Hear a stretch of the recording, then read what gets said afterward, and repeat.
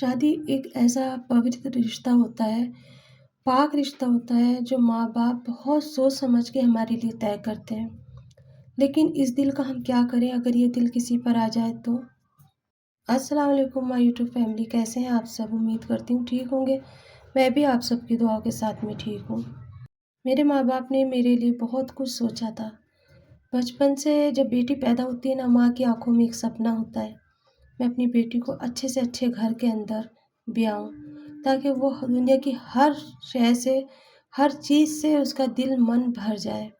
लेकिन अगर लड़की का दिल ना हो और वो शादी कर दी जाए ज़बरदस्ती से, तो वो सारी चीज़ें बेकार होती हैं। क्योंकि जब लड़की का दिल ही खुश नहीं होगा, तो वो उस घर को कैसे अपना सकती है? वो कभी भी नहीं अपनाती। कुछ मेरे साथ भी ऐसे ही हुआ। मेरी बिल्कुल भी मर्ज़ी नहीं थी जिससे मेरा रिश्ता तय हो रहा था। मेरा रिश्ता इसलिए तय हो रहा था क्योंकि मेरा घर बहुत ज़्यादा गरीब था। 5 बहनें थीं और माँ-बाप का ये कहना था अगर अपनों में देंगे तो दहेज कम देना होगा। इसी वजह से मेरे माँ-बाप ने ये फ़ैसला लिया कि अगर कोई अच्छा रिश्ता अपनों में से आ जाता है तो हम ब्याह देंगे। लेकिन जब गरीब घर आना होता है तो रिश्ते भी आने बंद हो जाते हैं। मेरे भी रिश्ते नहीं आ रहे थे, खूबसूरती थी, अक्लमंदी थी, घर का सलसद आता था, खाना पकाना भी अच्छा आता था। पर रिश्ते दूर-दूर तक नहीं थे क्योंकि बड़ी वाली बहन का भी हुआ ही नहीं था, तो मेरा कब होता? लेकिन इसी बीच में ना एक रिश्ता मेरी बहन का आया और उन्होंने बग़ैर दहेज के मेरी बहन को माँगा क्योंकि लड़के के ना पैर में लंग था। इसीलिए मेरे माँ-बाप ने कहा कोई बात नहीं, घराना अच्छा है और दहेज भी नहीं देना पड़ेगा। लड़के की एक छोटी-सी दुकान थी पान की और वो पान का काम करता था क्योंकि ऐसे लोग बेचारे ऐसे ही काम कर लेते हैं, घर गुज़र अच्छी होती थी। ज़मीन भी थी और मेरी बहन की शादी कर दी गई। वो खुश थी क्योंकि उसे पता था कि कोई राजकुमार तो आने वाला नहीं मुझे ब्याहने के लिए। गरीब घरानों में ना राजकुमार नहीं आते, वहाँ गरीब के पास गरीब का ही रिश्ता आता है। लेकिन मैं खुशकिस्मत थी, मेरा एक रिश्ता मेरे ही ताए के लड़के से आया क्योंकि दोनों भाई थे और दोनों भाइयों को पता था कि मेरे माँ-बाप के क्या हालात हैं। छोटे भाई ने बड़े भाई से रिश्ता माँगा और मेरा रिश्ता हो गया।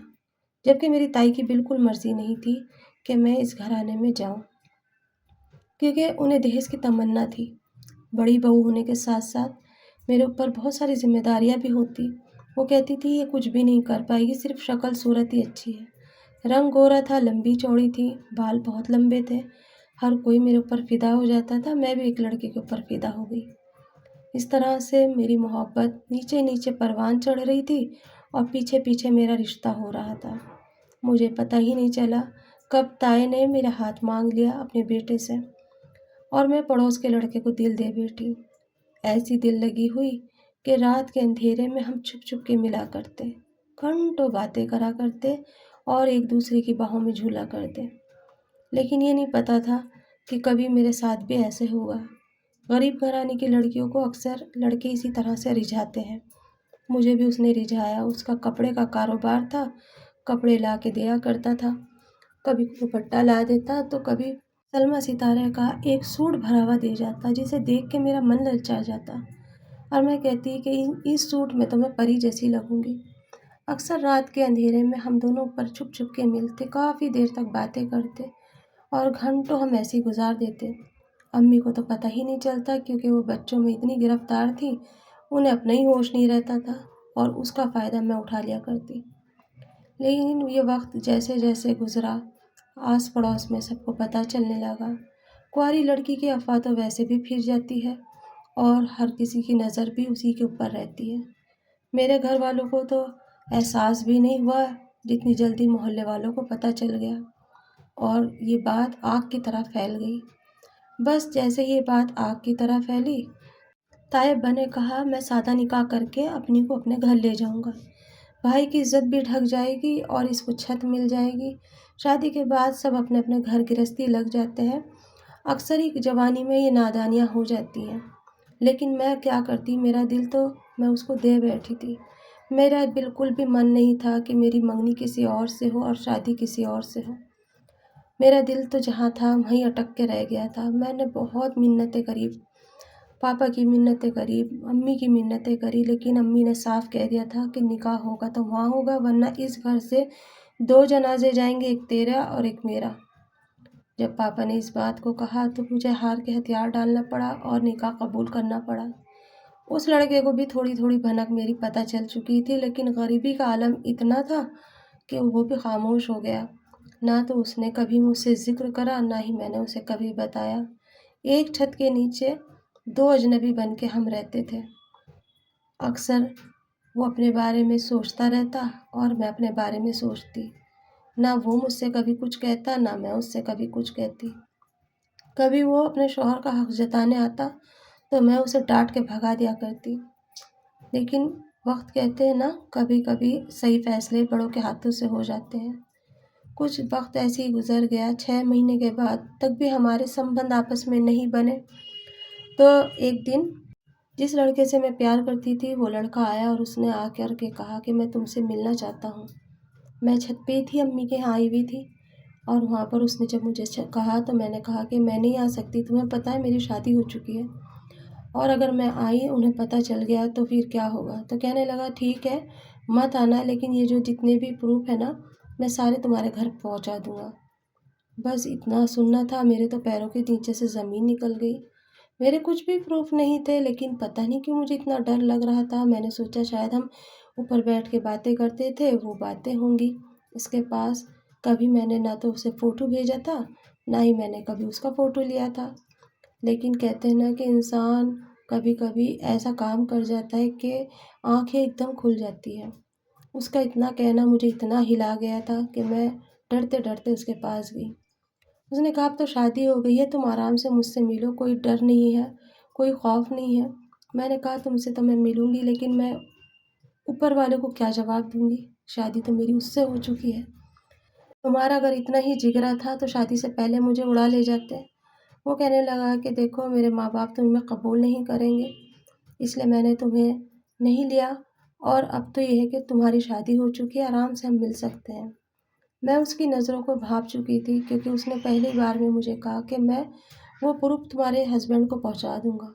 वैसे ही हमारा रिश्ता ख़राब था और ये और ख़राब करने आ गया था। उस दिन मैं समझ गई थी कि माँ बाप जो भी रिश्ता करते हैं अच्छे के लिए करते हैं, लेकिन अब इस बात को कैसे संभालूं, किस तरह से इस लड़के से मैं अपना पीछा छुड़ाऊं। जब दिल करता वो ब्लैकमेल करता, कहीं ना कहीं बुलाता और मुझे जाना पड़ता। मैं बहुत परेशान थी कि ये इससे मेरा अब किस तरह से पीछा छूटे। अब इसकी वजह से ना रफ्ते रफ्ते मैं अपने हस्बैंड के करीब आने लगी, क्योंकि उसकी बुराइयों में उसकी अच्छाइयाँ दिखने लगी मुझे। जो बातें मुझे अपने शौहर की बुरी लगा करती थी, अब वो अच्छी लगने लगी। शादी तो मैंने इससे कर ली थी, प्यार उससे मैं करा करती थी, लेकिन अब कहीं ना कहीं इसके लिए मेरे दिल में प्यार पैदा होने लगा। क्योंकि ये तो जो प्यार होता है ना, ये सिर्फ छोटी उम्र में एक आकर्षक एक दूसरे के पास खींचता है, वो प्यार नहीं होता। वो एक जज्बात होते, एक वक्त के जज्बात, जिसे हम समझ ही नहीं पाते, जिसे हम समझने की कोशिश ही नहीं करते। अगर सच्चा प्यार होता तो कोई किसी को ब्लैकमेल नहीं करता, कोई किसी की इज्जत से नहीं खेलता। ये मैं बात जान गई थी और मैं समझ चुकी थी कि मेरे माँ बाप का जो भी फैसला था मेरे लिए बेहतर था। खैर उसने जैसे तैसे मैंने उससे अपने आप को थोड़ा थोड़ा करके दूरियां करनी शुरू करी। फिर उसकी शादी हो गई, वो अपने घर गृहस्थी में लगा, और इसके साथ साथ मैं भी अपनी घर गृहस्थी में लगी। मैंने अपने शौहर से अच्छे ताल्लुकात बनाए, अपने शौहर को वफ़ादारी का एक एहसास दिलाया कि मैं वफ़ादार हूँ, तुम्हारे साथ हूँ हमेशा के लिए। और उसे ये एहसास जब हो गया तो वो मुझ पे भरोसा करने लगा, और उसके भरोसे के ऊपर मैं खरी उतरने लगी।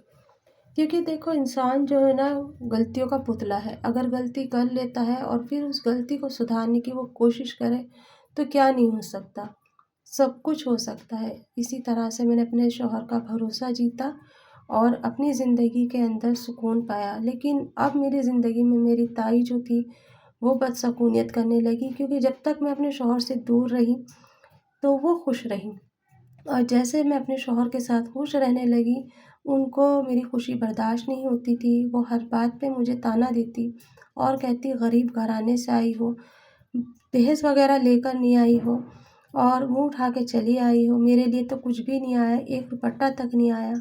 मैंने उन्हें कई बार समझाने की कोशिश करी पर वो नहीं मानी। लेकिन ये चीज़ें मेरे हस्बैंड के सामने वो कभी नहीं करती थी। कभी वो ये एहसास नहीं दिलाती कि मैं इसको दहेज के लिए परेशान करती हूँ।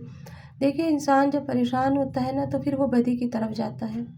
ये सारी बातें मैंने अम्मी को बताई और अम्मी ने मुझे कहा कि तुम अपने ईमान पे मज़बूत रहो, ऊपर वाला तुम्हारी निगहबानी खुद करेगा। कुछ दिनों के बाद मेरे शौहर के सामने मेरी सास की असलियत आ गई। जब वो मुझे तंग कर रही थी, वो बातें सुना रही थी, उसी टाइम मेरे शौहर आ गए और उन्होंने दरवाज़े की आड़ से सारी बातें सुन ली। जब उन्होंने सारी बातें सुनी तो वो समझ गए कि मेरी बीवी का साथ मैं अपने अच्छे से रहता हूँ तो मेरी माँ को ये बर्दाश्त नहीं हो रहा। सही बात है, कोई सास अपने बेटे बहू को हँसता-खेलता नहीं देख सकती।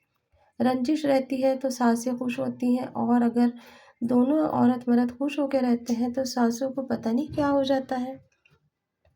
मेरे हस्बैंड ने फिर मुझसे कहा कि कुछ दिनों की और बात है, तुम बर्दाश्त कर लो, मैं एक अलग से मकान बनाऊँगा और तुम्हें वहाँ रखूँगा।